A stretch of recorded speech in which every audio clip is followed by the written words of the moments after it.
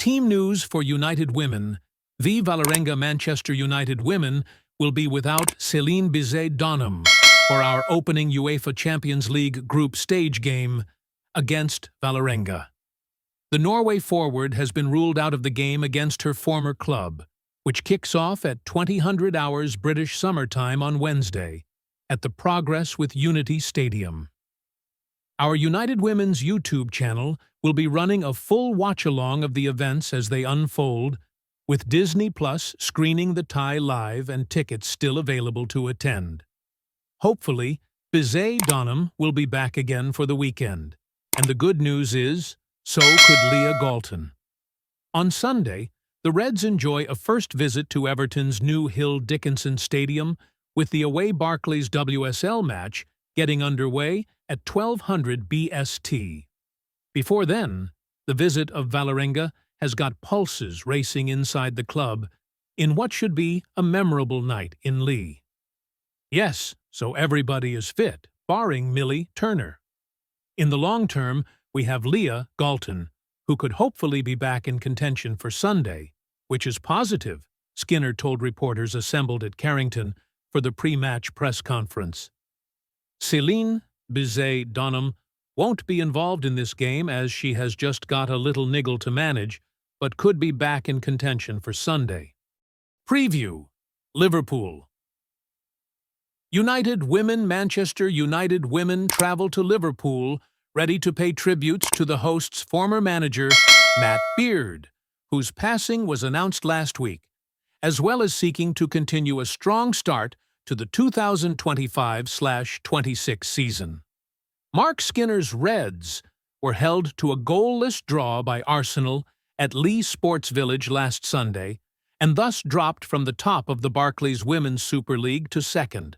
But, with 2 wins and a draw from the opening 3 fixtures, and well-deserved qualification for the Champions League secured, it has been an impressive new beginning.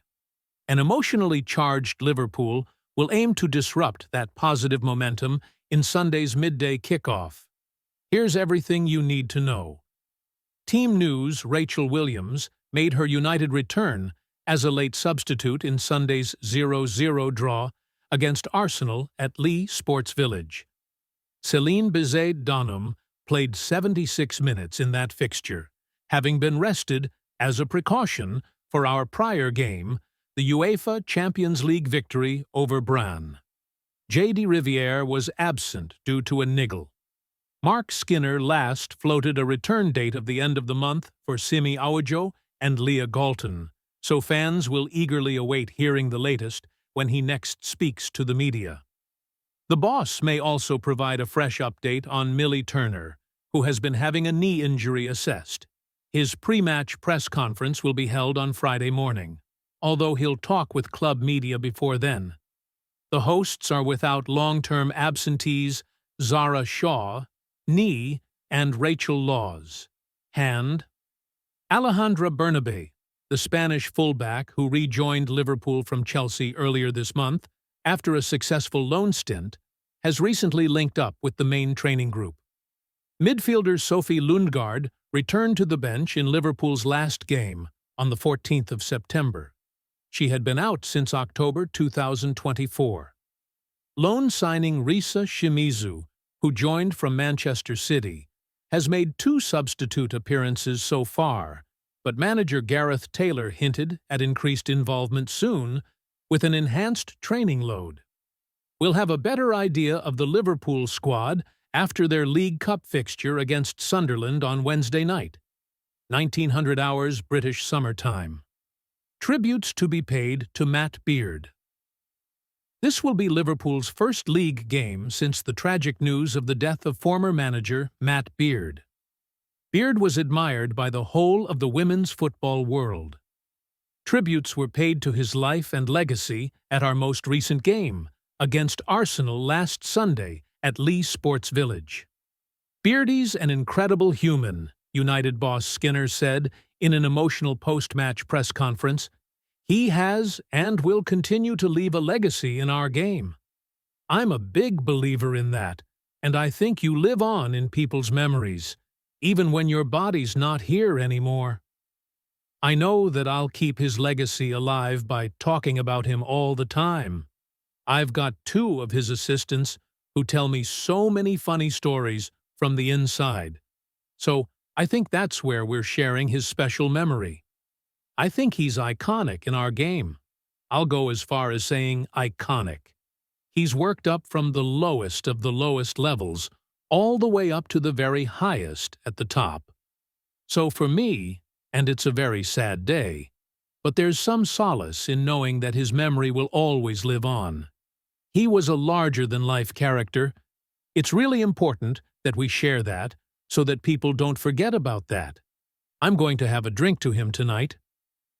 Liverpool's scheduled game against Aston Villa, which was due to be played on Sunday lunchtime, was postponed as a result of the sad news. These two sides met only 5 weeks ago when Ella Toon's 90th-minute equalizer secured a 2-2 draw in our final game of pre-season at Leigh Sports Village. Since then, United have been in fine form, including on the continental stage, where we progressed past PSV Eindhoven and Hammarby in the Champions League qualifiers in Sweden, before triumphing in a two-legged battle with Brann to secure league phase qualification. Skinner's Reds began the WSL campaign in flying form, putting 4 past Leicester City on the opening weekend without reply, and then defeating newcomers London City Lionesses 5-1 at Hayes Lane.